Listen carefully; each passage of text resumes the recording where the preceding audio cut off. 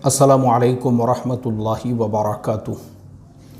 बिस्मिल्लाहिर्रहमानिर्रहीम नहमदुहु व नुसल्ली अला रसूलिहिल करीम अम्मा बाद। मोहतरम भाइयों, बुजुर्गों, दोस्तों, उन्वान तो आप लोगों ने देख लिया होगा, जिसमें हम आज ये बताना चाहते हैं कि इस्लाम ने हमको सफाई का हुक्म दिया है, लेकिन अगर आप हमारे मस्जिदों के बैतुल खला और तहरत खाने देखेंगे, वो इंतहाई गंदे, गलीज़, बदबूदार और उनमें महीनों तक सफाई नहीं हुई होती है, जिसकी वजह से बहुत सारी बीमारियां जो हमको होती है वो इन्हीं वजूहात की वजह से। और एक सबसे बड़ा मसला इसमें यह होता है कि हमारी जिन मस्जिदों में जमातें आकर रुकती हैं, अक्सर वैसी मस्जिदों के अंदर अगर बैतुल खला और तहारत खाने वो साफ़ सुथरे न रहे तो उनको कितनी ज़्यादा तकलीफ़ होती है। मैं ज़रा इसके कुछ पॉइंट्स को आज हाईलाइट करने वाला हूँ, और आप तमाम लोगों से आखिरी में मेरी एक गुजारिश और मेरी एक जो है दर्दमंदाना अपील रहेगी, ध्यान से सुनो। देखो, सबसे पहली चीज़ तो ये है कि हम मुसलमान हैं और हमारे नबी सल्लल्लाहु अलैहि वसल्लम ने 1450 साल पहले, यानी मैं तो अगर ये कहूँ कि मैं अगर सुन्नतों पे मैं सोचता हूँ कि एक सिलसिला शुरू करूँ और आपको समझाऊँ कि जितनी सुन्नतें हैं ना, ये हर बीमारी का इलाज है। अब जैसे सफाई की सुन्नत हम लेते हैं, फरमाया कि सुबह जब उठो तो दोनों हाथ गट्टों तक धो लो और बग़ैर हाथ धोए के अपना हाथ किसी भी पानी के बर्तन में ना डालो। ये बुखारी शरीफ की हदीस है। मुझे बहुत अच्छी तरह से याद है, हमारे उस्ताद मोहतरम हज़रत मुफ्ती साहब ने जब ये हदीस हमको पढ़ाई थी, तफसील के साथ में उन्होंने ये समझाया था कि अल्लाह के नबी सल्लल्लाहु अलैहि वसल्लम से किसी सहाबी ने यह सवाल किया कि अल्लाह के नबी, बग़ैर धोए के हाथ अगर पानी में डाल दे तो क्या नुकसान है? तो अल्लाह के नबी ने फरमाया, अल्लाह के बंदे, तुझे क्या मालूम कि तेरे हाथों ने रात कहाँ पर गुजारी है? यानी तुझे पता ही नहीं है कि रात में नींद की हालत में तेरे हाथ कहाँ कहाँ पर गर्दिश कर रहे थे, जिसकी वजह से वो हाथों पे इन्फेक्शन लग गया, वो गलीज़ हो गए, वो गंदे हो गए। वही नापाक हाथ अगर तू पानी के अंदर डालेगा तो वो सारा के सारा पानी भी तू नापाक कर देगा। अब चलिए, ये बात है 1450 साल पहले की। अब आज का जो साइंस है, आप देखिए, बाज़ाब्ता गवर्नमेंट लोगों को हाथ धोने के ऊपर जो है ना एडवर्टाइजमेंट करने लगा रही है। आप देखिए ना, टीवी के ऊपर जो है हर 15 मिनट में एक ऐड आता है जिसमें गवर्नमेंट ये कह रही है, भाई अपने रोज़ हाथों को जो है साफ़ धो। बच्चों को धोना सिखाया जा रहा है कि किस तरह से अपने हाथों को साफ़ सुथरा रखा जाए। और मेरा एक सवाल, मुझे आप बताओ, क्या आज से 15-20 साल पहले आपने कभी हैंड वॉश का कभी सुना था? कभी नहीं मालूम था। बल्कि लोग उमूमन बैतुल खला से आ गए तो मिट्टी में हाथ रगड़ते थे, वही हाथ धो लेते थे, हो गया, उनकी वही साबुन रहती थी। उसके बाद थोड़ा सा ज़माना बदला तो साबुन के टुकड़े ताकड़े रखे हुए रहते थे, उसी पे हाथ घुमा के लोग उसी को धो लेते थे। लेकिन आज का जो ज़माना है, आज अगर आपके घर में हैंड वॉश नहीं है, आपके ऑफिस में हैंड वॉश नहीं है, आपके बाथरूम में हैंड वॉश नहीं है, तो फिर ऐसा समझा जाता है यार किसी चीज़ की कमी है। वो एक कंपलसरी ज़रूरत बन गई हुई है, लाजमी, बग़ैर हैंड वॉश के। और बाज़ाब्ता हर कंपनी बना रही है। लाइफ बो का हैंड वॉश अलग है, डिटोल का हैंड वॉश अलग है, और लक्स का हैंड वॉश अलग है, और इसी तरह से हर कंपनी का जो है, संतूर का और विप्रो का, सबके अपने अपने हैंड वॉश भी मार्केट के अंदर आ चुके हैं। क्यों? हाथों को साफ़ सुथरा रखो। अभी कोरोना का ज़माना आया था तो ये कहा जाने लगा कि कोरोना अक्सर जो हो रहा है वो हाथों के नापाकी की वजह से, इसलिए हाथों को धो, अच्छी तरह से साफ़ सुथरा रखो। और हर ऑफिस के बाहर, अभी हमारे ऑफिस के बाहर भी जो है एक हमने हैंड सैनिटाइज़र लगाया हुआ है। हर आने जाने वाला बग़ैर हैंड सैनिटाइज़र के नहीं आ सकता, वो लगाओ। और आने जाने वालों के लिए हमने फ्री रखा है। मैंने 5 लीटर का पूरा कैन मंगा लिया था उसका। क्यों?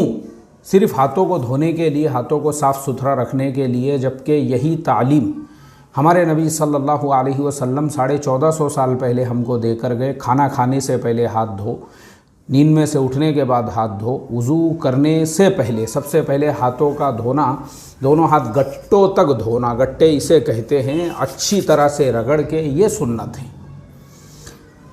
अब देखो, उसके बाद आगे हम जब बढ़ते हैं ना, बीमारियों का इलाज मैं बता रहा हूँ। आज का मेडिकल साइंस कहता है 90% बीमारियाँ हाथों से होती है, और हमारे नबी ने 1450 साल पहले ही हमको सिखाया हाथों को अच्छी तरह से धो लो। और आज जो है टीवी पे ऐड दे के लोगों को सिखाना पड़ रहा है गवर्नमेंटों को, तो इससे हम अंदाज़ा लगा सकते हैं कि हमारे नबी सल्लल्लाहु अलैहि वसल्लम ने कैसी बारीक बारीक चीज़ें हमको सिखलाई हैं। छोटी छोटी बातें समझी जाती है ये, लेकिन आज यही चीज़ें बहुत बड़ी बड़ी बातें हो चुकी हैं। हाथों का धोना, उसके बाद में वज़ू करना है तो मिसवाक करना। पहले किसी को पता भी नहीं था दांत कैसे साफ़ सुथरे रखे जाते हैं, लेकिन आपने मिसवाक वाली नमाज के सवाब को बग़ैर मिसवाक वाली नमाज से 70 दर्जे ज़्यादा अफजल करार दे दिया, ताकि लोग अपने मुंह को साफ़ सुथरा रखें और किसी से बातचीत करे तो उनकी जो ब्रीदिंग है वो ज़रा फ्रेशनेस उसके अंदर महसूस हो। इसके लिए जो है मिसवाक करने का हुक्म दे दिया। और फिर वज़ू के अंदर कुल्ली और गरगरा करना है। अब मैं आपको बताता हूँ, कई बड़े बड़े डॉक्टर्स के मैंने इस टॉपिक पे वीडियो देखा हूँ। थायराइड है और हलक की जो बीमारियाँ हैं गले की, वो लोगों को ये कहते हैं कि भाई आप पानी से जो है गरगरा करें या रोज़ाना दिन में से 5-6 मरतबा कुल्ली करें, जबकि हमारे इस्लाम ने हमको 1450 साल पहले हर नमाज से पहले वज़ू और हर वज़ू के अंदर 3 मरतबा कुल्ली करने का हुक्म दिया। गुस्ल से पहले गरगरा क्यों? ताकि हमारे ये अंदर के पूरे इन्फेक्शन, पूरी बीमारियां हमारी साफ़ हो। अब हम आगे आते हैं नाक में पानी डालने पर। देखो हम लोगों ने, अब मैं नाक में पानी डालने से पहले ये कहूँगा कि हम लोगों ने इसीलिए हमारे नबी सल्लल्लाहु अलैहि वसल्लम पर सुबह में 100 मरतबा और शाम में 100 मरतबा जो दुरूद शरीफ की तस्बीह है, वो तो 100 मरतबा नहीं, बल्कि मैं तो तस्बीह के अलावा भी जितना हमको मौका मिलता है हमने पढ़ना चाहिए। कि हमारे नबी सल्लल्लाहु अलैहि वसल्लम ने 1450 साल पहले हमको हज़ारों बीमारियों का इलाज, यानी नाक में पानी डालना, पता है आपको 50 बीमारियां हैं। ऑक्सीजन की बीमारियां, फेफड़ों की बीमारियां, अंदर लंग्स की बीमारियां, इसी तरह से जो है लीवर की बीमारियां, हज़ारों बीमारियां, ब्रेन की बीमारियां, और ये सारी बीमारियों का रास्ता है नाक। अब आप रोज़ाना 5 वक्त जब वज़ू करते हैं और नाक को अच्छी तरह धोते हैं और नाक को साफ़ करते हैं, और ये नाक का जो खिलाल करना है इसको भी मुस्तहब करार दिया गया है। जब नाक आप अच्छी तरह से साफ़ करते हैं तो 50 बीमारियां बाहर निकल जाती है। वरना जो लोग नाक में पानी नहीं डालते तो उन लोगों के नाकों में कीड़े हो जाते हैं, बीमारियां हो जाती है, और उसी की वजह से बड़ी बड़ी बीमारियों का शिकार। तो अभी तो ये चंद सुन्नतें हैं। मैं इंशाअल्लाह अल्लाह ने मुझे मौका दिया तो एक सीरीज़ शुरू करूँगा सुन्नतों के ऊपर। लेकिन मुझे बताना ये है कि हमारे नबी ने हमको पाकी का, सफाई का हुक्म दिया 1450 साल पहले, लेकिन ये सुन्नतों पे आपको अरब मुल्कों में तो अमल मिलेगा। हमारे देश के अंदर, हमारे मुल्क में सबसे बड़ा मसला हमारे मस्जिदों के तहारत खाने, बैतुल खला और गुस्ल खानों का है। मस्जिद हम बना रहे हैं करोड़ों की और ढंग का बैतुल खला नहीं है। बैतुल खला पूरा पीला हो गया हुआ है। मैं आपको बताऊं, हमारे मस्जिदों में जो जमातें आने वाली होती है उनके लिए सबसे ज़्यादा तकलीफ़ देने वाली जो बात होती है वो यही होती है। वो बोलते हैं भाई हमको ज़्यादा खिलाओ पिलाओ मत। उनके मुल्कों में हमारे से अच्छी नेमतें हैं। जो एप्पल हम उनको खिला रहे हैं ना, उनके मुल्क में हमारे से 1000 गुना बेहतरीन एकदम फ्रेश एप्पल्स वो लोग खाते हैं।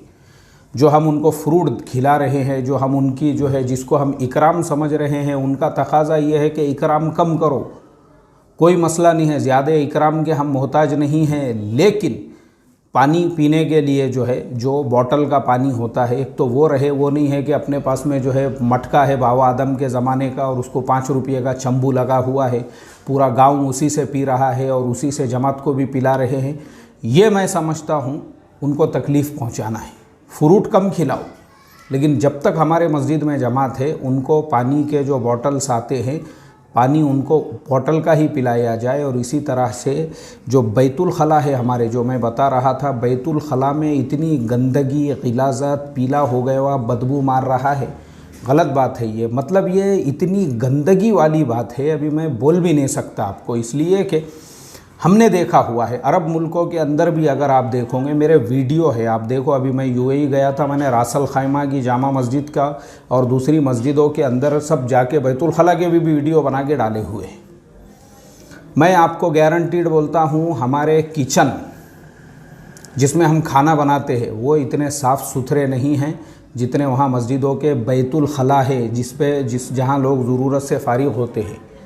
इंडिया में किचन नहीं है वैसे किचन, वैसे बैतुल खला है वहाँ पर। हमारा प्रॉब्लम है ये, हम इस चीज़ को समझते ही नहीं है, क्योंकि हमको गंदगी में रहने की आदत है। पहले तो लोग जो है ज़रूरत के लिए झाड़ के नीचे, टेकड़ी के बाजू में, नाले के ऊपर बैठे हुए रहते थे। वही अपना ऑयल का जो खाली डब्बा है चंबू भर के लेकर गए, वहीं से फारिग होके आ गए। पहले तो लोग ऐसे ही जाते थे ज़रूरत के लिए। अब थोड़ा सा पता चला तो अब संडास बनने लग गए मस्जिदों में बैतुल खला। तो हमको ऐसा लग रहा है नहीं बहुत आलीशान, ऐसा नहीं है, ये हमारे लिए है। लेकिन जो लोग बाहर से हमारे यहाँ पे आते हैं ना, उनके लिए बहुत ज़्यादा, क्योंकि वो लोगों का जो रहन सहन है, उनके जो बैतुल खला है, मैंने बताया ना, ये मैंने अभी यूएई का बताया, इसके अलावा दीगर मुल्कों में भी, आप मलेशिया वगैरह में भी देखोगे, आप सोच भी नहीं सकते। उनके बैतुल खला तो चलो बहुत आगे का मसला है, उनके जो रोड है ना, वो रोड भी इतने साफ़ सुथरे हैं कि आप सोच नहीं सकते वो रोडों की सफाई के बारे में, रास्तों की सफाई के बारे में। तो बैतुल खला तो बहुत दूर का, वो लोग इतनी निफासत पसंद लोग होते हैं वो लोग। मैंने 2 रोज़ पहले भी बताया कि मैं मलेशिया में था और नमाज के लिए मस्तूरात का बाजू में ही था और मर्दों का उसके बाजू में था। और बस अब हम एंट्री ही कर रहे थे, मेरी अहलिया साथ में थी, वो मस्तूरात की तरफ आगे बढ़ी तो वहीं पे एक और ऑडी कार आकर रुकी, जिसमें से एक मस्तूरात बाहर निकली और उसके साथ में उसका एक बच्चा था। तो कुछ लोगों की चप्पलें मर्दों में, तो वो औरत ने अपने बेटे से कहा चप्पलें सीधी करो, और वो भी मस्तूरात के इसमें चली गई। तो वो रुक गया मैं देखने के लिए, वो बच्चा जो चप्पलें सीधी कर रहा था, मैंने उसका फ़ोटो लिया। वो गरीब घराने का नहीं, 1 करोड़पति घराने का बच्चा जो अपनी माँ के साथ ऑडी कार में आया है मस्जिद में नमाज के लिए, वो लोगों की चप्पलें उसने, जो कुछ लोगों की, वरना तो वहाँ नॉर्मली 90% लोग तरतीब से ही अपनी चप्पलें जो है वो लगाकर मस्जिद में नमाज के लिए दाखिल हुए। बाकी ऐसे कुछ 8-10% लोग होंगे जो मुसाफिर है, जिनको मालूम नहीं है वहाँ की तरतीब। हैरत में पड़ गया मैं ये चीज़ देख के। तो वो लोग इतनी सफाई सुथराई पसंद होते हैं। हमारे यहाँ कैसा है, हमको ये सब चीज़ों का कोई मतलब, हम इसको कोई गंदगी ही नहीं समझते। यानी हमारे यहाँ पे अगर वैसा संडास भी बन गया मस्जिद में तो हमको उस पर फ़ख्र महसूस होता है। भले उसको जो है ना साल भर से उसको कभी साफ़ ना किया गया हो, और उसके ऊपर जो है जिस तरह से उसको साफ़ करना चाहिए, उसका टाइल्स कैसे होना चाहिए, गुटके खा के पूरी दीवारें सड़ गई हुई है, ऐसा नहीं होना चाहिए। अगर है भी आपके मस्जिद में ना, तो एक आधा बैतुल खला बंद रखना चाहिए, जो ख़ास तौर पे ऐसी जो जमातें वगैरह हमारे मस्जिदों में आती है उनके लिए, उनके अलावा दूसरे को इस्तेमाल की उसमें इजाज़त ही ना हो। और हम सफाई का ख्याल रखें। 50 बीमारियां जो होती है ना, इन्हीं रास्तों से होती है। तहरत खाने बदबू ख़तरनाक और गलीज़, मतलब उल्टिया हो जाते लोगों को, बहुत सारों को, सिर्फ बैतुल खला और ये सारी चीज़ें देखकर। अल्लाह रहम फरमाए। तो क्यों बना रहे आप करोड़ों की मस्जिदें, जब आप एक ढंग का बैतुल खला नहीं बना सकते? सिर्फ मस्जिद के मीनारों पे पैसा खर्चा करोगे, दिखावे पे, शाइनिंग पे, लाइटिंग पे, और बैतुल खला देखे तो, और तहरत खाने देखे तो बदबू मार रहे हैं, सालों से साफ़ नहीं किए गए। कोई मस्जिद में एक टॉवेल लटकी हुई है, पूरा गांव पूरे साल से उससे ही मुंह पोंछ रहा है, एक के बाद 2, और लाइन लगी हुई है उसी से मुंह पोंछने। ये भी नहीं मालूम है हमको कि उसमें से एक दूसरे के इन्फेक्शन की वजह से बीमारियां फैल रही है। अल्लाह रहम करे, इतनी गंदगी कैसे हम ये कर सकते हैं? मगर हमको उसका एहसास, मैंने पहले ही बताया ना, हम लोग पहले जो है नदियों पे, नालियों पे, झाड़ों के नीचे, पहाड़ों के ऊपर और टेकड़े के पीछे चंबू लेके बैठते थे। तो अब हमको ये संडासों का पता चला है। अब थोड़ा सा डेवलपमेंट हुआ, तरक्की हुई, तो वो भी हमको ये नहीं पता है कि उसको कैसे साफ़ सुथरा रखना चाहिए बोलकर। तो बस मेरी आखिरी में इतनी ही रिक्वेस्ट है भाई कि हमारे मस्जिदों के जो बैतुल खला, हम देखो सफाई, इस्लाम सफाई का नाम है। और मैंने मेरा वो वीडियो है, आप देखो, मैंने रासल खैमा में हमारे हाफिज़ अबूज़र साहब मेरे साथ में थे और मैंने उनको यही सुनाया था। मैं बोला हाफिज़ साहब, वो मैंने इंडिया में कुछ बयान करने वालों के मुंह से, ज़ुबान से सुना हूँ कि बोले भाई अल्लाह के नबी की तो हदीस है, तनज़्ज़फ़ू फ़इन्नल इस्लाम नज़ीफ़ुन, साफ़ सुथरे रहो, क्योंकि इस्लाम साफ़ सुथरे लोगों का मज़हब है। लेकिन मुसलमानों के ही महल्ले सबसे ज़्यादा गंदे हैं। तो मैं बोला असल में ये वहाँ के महल्ले हो सकते हैं गंदे, लेकिन यहाँ तो माशाअल्लाह मुसलमानों का 100% उस हदीस पे अमल है। यहाँ तो 100%, वहाँ तो रोड पे भी तिनका नहीं है घास का, रोड पे भी कचरा नहीं है, रोड पे भी वहाँ पे साफ़ सफाई है, वहाँ कहीं गुटखे की पिचकारी नहीं है।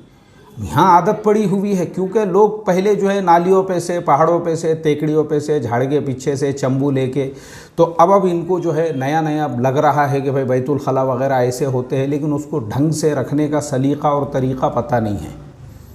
तो इसके लिए हमारी ज़िम्मेदारी बनती है, हम अगर मस्जिद लाखों की बना रहे हैं तो बैतुल खला के साफ़ सफाई का हम इंतज़ाम रखें।